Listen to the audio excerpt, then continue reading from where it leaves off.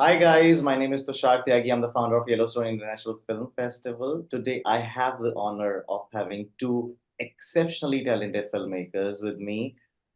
Nicholas Eliopoulos, two-time Emmy-winning filmmaker with extensive credits as editor and filmmaker, and we have Reema Maya, wonderful filmmaker whose film Nocturnal Burger is making waves worldwide. Thank you guys for taking time out and joining me here on this panel. Nick, as I understand, you have had a chance of watching film more than a couple of times. What are your thoughts? Well, Reema, you're such a talented filmmaker. I'm so happy to have seen your film. And I hear it's being played all over the world as well as premiered at Sundance. So that's fantastic that they helped you get it made. And I understood that some of the story was autobiographical. Can you tell us a little bit about your participation with the storyline? Yes, the inciting incident that propels the film into motion is inspired from a true incident that happened a couple of years ago when I was coming back home and there was a rickshaw next to us. And at first I thought it was just like a couple in the back making out or something, so I didn't pay it any attention. And then it happened to pass by again, and I realized that it's not a couple, it's a kid with a man, and she's just, really frozen with fear in one corner. And in that split second, I had to decide if I did actually see what I saw and what I need to do about it. So immediately I said, okay, we need to stop that rickshaw. And then we kind of stopped in front of it. And I took the girl, my mom was with me, a couple of other people were there. They grabbed the guy who was completely unfazed, by the way. It did not look like he was not afraid. It did not look like it was the first time he was doing something like this. That was the scariest thing about it. And thankfully, we were close to a police station, so we managed to take them there. And then, everything that happened followed.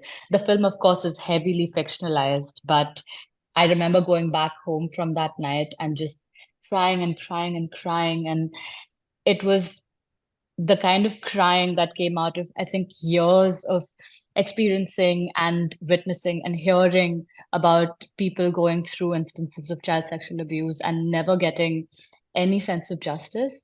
And I felt like this one night, this little girl saw a small micro version of society intervene, save her, tell her it's not her fault, and demonstrate a very, very small, nascent form, but instant justice, nevertheless. That's so beautiful, your courage in that instant. And how many years later did you actually face that experience and put it to a screenplay, put it into So writing? it was one of those things where like it cut you so deeply that you don't like I didn't even talk about it. I didn't like tell my friends. I never verbalized it. And later when I was asked, hey, is there a short film that you'd like to make? This is the only thing that came to mind. It was just like I just need to make this. It needs to come out. And I also think the reason was because of what it stands for, right? It stands for a very simple message that if you see something happening, intervene and stop Mm. it because you don't know how much worse it'll get without your intervention. And even when we were talking to NGOs about who've been working with CSA, they said apart from very long-term, big picture conversations, the only thing that can help immediately is, community intervention. Well, I was very impressed with the young girl that you chose to act the role. Had she had experience before, or was she a newcomer? Tell me about her as an actress. I found her under my aunt's building. She's a lovely little girl. She and her family had like recently moved to Bombay, to Mumbai from their village. And yeah, I just like my independent filmmaking is always a friends and family operation, and everyone's on the lookout for, who's going to be a part of the film. And the moment I saw her, she was it. Like she was just the one. Yes, So and the woman who the actress who plays your role, your experience, was quite good. She was very good. And I thought for a minute that she was Asian, but Tushar told me there's a lot of Indian people that have eyes like that. And so I was kind of Yes. curious about that. That character is played by a really wonderful actor called Milo Sunka. She's from the state of Arunachal Pradesh in Northeast India. And what's interesting is that here there's actually not enough conversation about how there's very, very less representation for actors from Northeast India or films and stories from there in general. In the sort of the mainland cinematic discourse. And but for me it was, I don't know, she was the first one. I think she was the only one I had in mind while I was writing. And she was just very kind to help us with this and be a part of this project and work really hard for it. Well, But there is a theme of sorry. she's very good in it, but I wanted to ask you, there's a few shots of her as a much younger actress. Where did that footage come from? Was it We hers? found a kid that had a striking resemblance to her. No, that was a Yeah. different actor. I swore it was her. I said, where did they get that footage? And what's crazy is even when Milo met the younger version of her on set, she was shocked. She was just like, I don't know how you guys did it. She looks exactly like I looked when I was a kid. Wow, that's filmmaking. Congratulations. That's great. Some castings are pre-done in the universe, and so it's the people just are always meant to be a part of that character, and you just find different ways to reach them. Well, there's other young people, children in the movie. How was it working with them? They look very natural. Can you tell us a So little bit? yes, I mean they're all completely non-actors, but very bright, intelligent young women, and a baby who was doing everything perfectly on cue.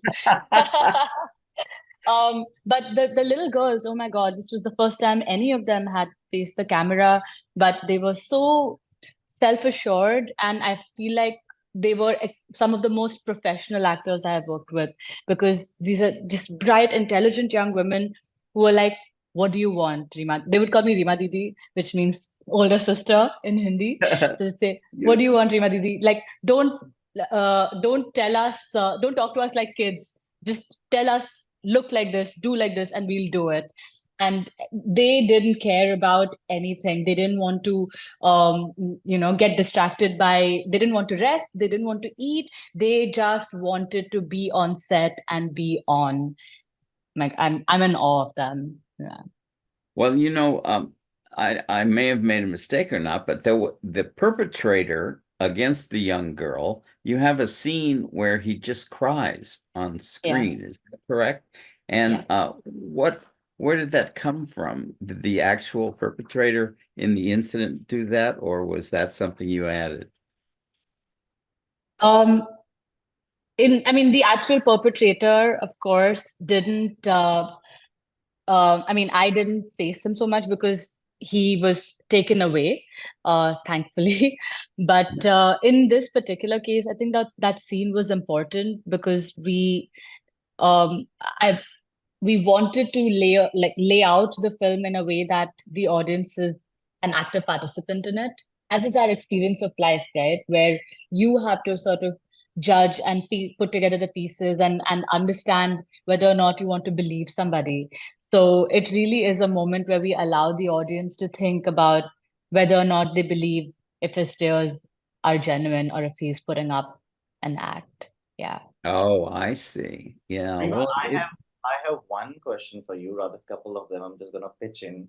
So I just wanted to know. I see the depth that you have developed these characters with, and with every character, you have you have represented the minorities in India. And I want to talk about the scene where we see transgender, which is a very lived experience that a trans community is marginalized.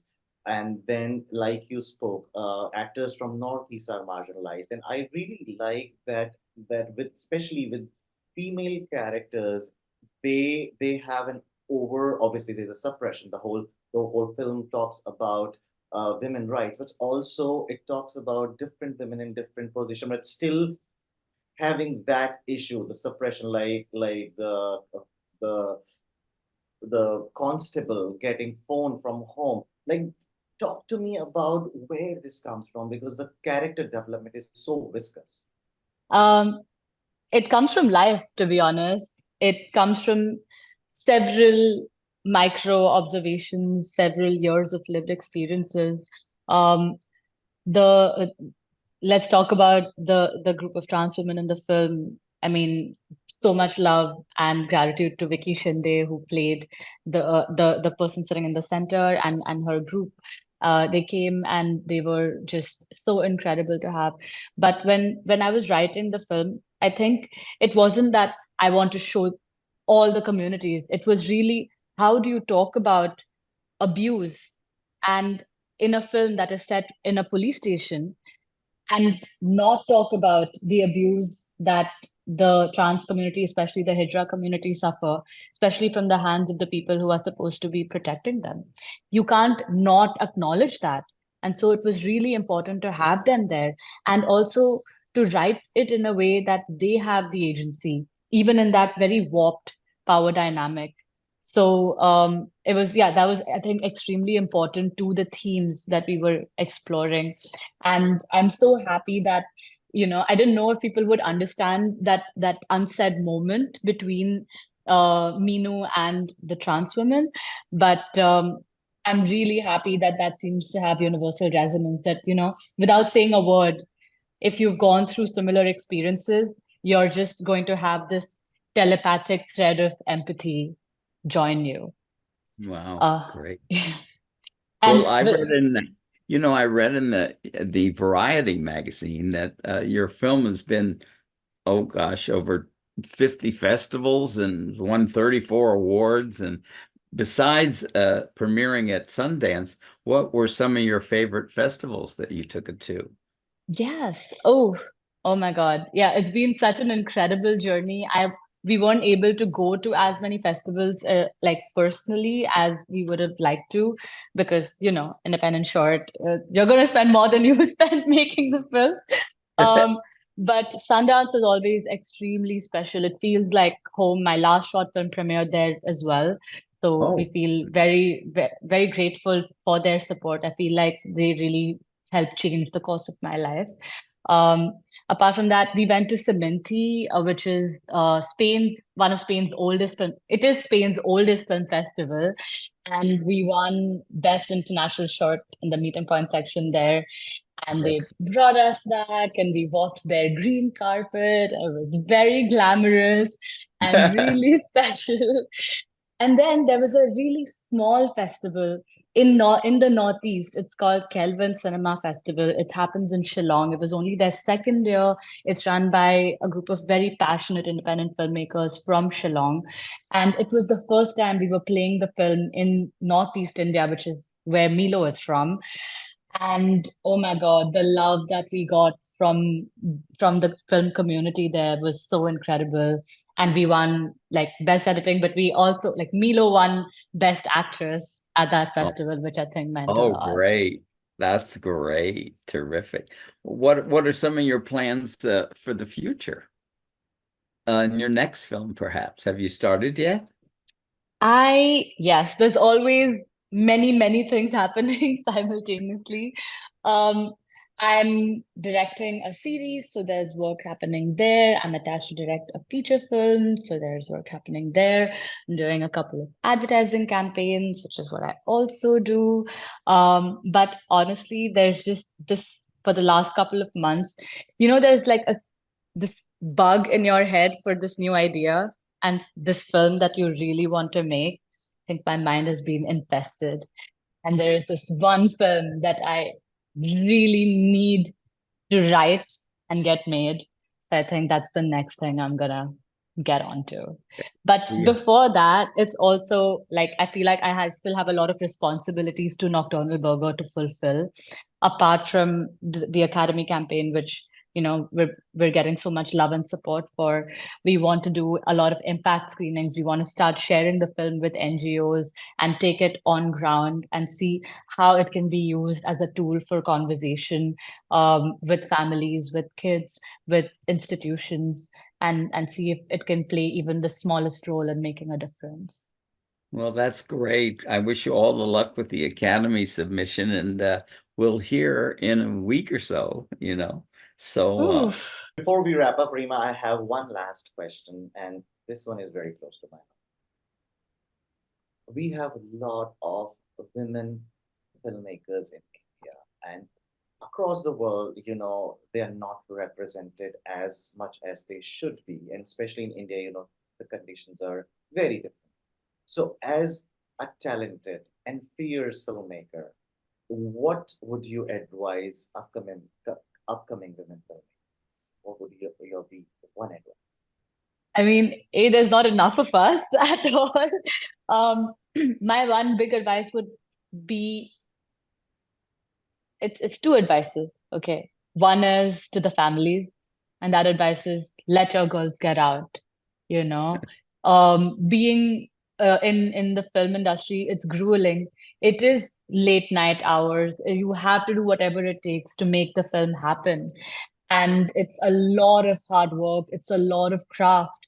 So please allow your daughter, like, see the spark in them. Allow your daughters to actually go out and pursue that journey, starting very early, for them to even have a fighting chance. This means letting them intern, letting them do college festivals, things like that.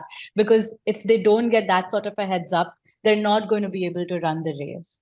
And for the girls, considering the environment we're in, we have no choice but to be really good at what we do. We have to be really, really good at what we do.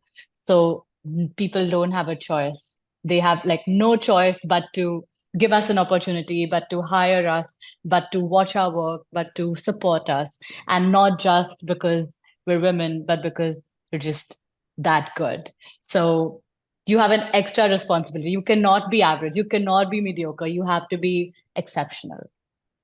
and pretty I soon. have goosebumps. This is a powerful, not just a powerful film, powerful personality, but thank you for making this amazing, powerful film. Thank you for your grace. Thank you for your talent. Just, yes, I'm a fanboy. That's what I can say. When I called Nick and I was like, I'll just watch it, and then he's here doing this. Well, it grows on you and you appreciate it more even when you hear you talk. So I'm glad people will watch this because I also noticed that the perpetrator guy that you cast was fairly good looking. And usually the people that do child molestations are ogres and they're icky and you hate them right off. And I thought it was very interesting when he cries because I really felt for him. And that's an interesting take to examine in your mind, you know. I also feel like because in films, we cast a certain look, or traditionally people cast a certain look, like, oh, this person is a hero and this person is a villain. But in Yeah. life, that's not what it's like. And Mhm. so, especially when people who are supposed to look like heroes are doing villainous things, it can get very confusing to experience. Yeah. And I think that, and a lot of people who do tend to be abusive are very charming because that's one of Um, their weapons, I They are see. Yeah. extremely good emotional manipulators. I mean, this guy has been capitalizing on the fact that anywhere you see, since you're a child, there are only two big dreams, right, that you are sold. One is this big capitalistic dream, so the neon hoardings of these big juicy burgers and all of those things, and the other dream is of ultimate romance. I mean, how young are we when we are being told that the only thing that's going to make your life meaningful is if someone loves you? And and so when a child that is so deprived of love and nurture in their own house, that don't have a safe environment, that has been forced to feel like they're a grown up, what happens when a person like this can weaponize that feeling simply by using charm and other grooming techniques. So Yeah. that's kind of, And I Yeah. also want to one thing, Nick, Reema would know. And one heartbreaking thing in India, especially for women, is that it